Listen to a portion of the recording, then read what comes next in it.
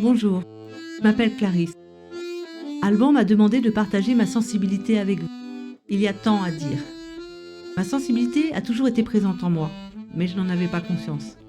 Et pour cause, je ne savais pas ce que c'était. Je savais que je devais être un peu différente, surtout je ne comprenais pas pourquoi tout ce qui m'arrivait semblait plus compliqué pour moi. Mais mon anormalité me paraissait tout à fait normale. Aimer et vivre intensément, fuir une routine ennuyeuse, faire de mon mieux, faire preuve de bon sens, essayer d'être juste, faire tout pour mes enfants, mon compagnon, aider les autres. D'ailleurs, j'en ai fait mon métier.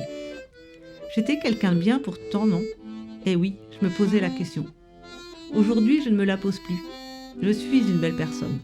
Mon ultrasensibilité, elle fait partie de moi. Je la connais, je me connais.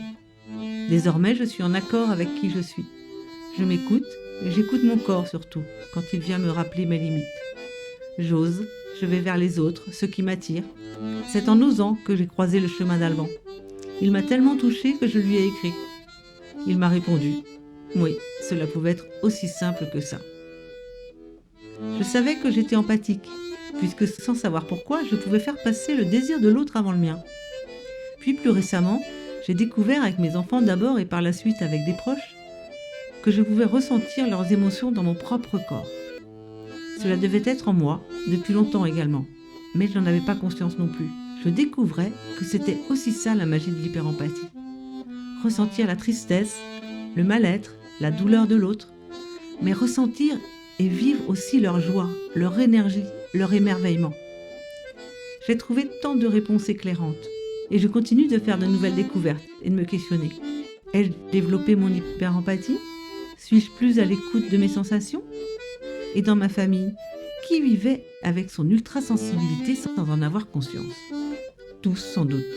Parfois, les larmes montent encore aux yeux quand je pense à mon frère. Son silence, son isolement, sa colère intérieure, sa souffrance qu'il n'aura jamais comprise. Il a mis fin à ses jours. Ce témoignage, c'est aussi pour lui et tous ceux qui se murent dans le silence. Aujourd'hui, je m'émerveille de mon chemin atypique, sinueux et parsemé d'embûches, mais riche de couleurs, d'expériences, de rencontres surprenantes. Prendre conscience de sa sensibilité, c'est ouvrir des portes vers un nouveau monde lumineux. Notre sensibilité est un merveilleux cadeau qui illumine notre vie, qui nous éclaire. Elle fait de notre vie une fête, alors célébrons-la et dansons avec.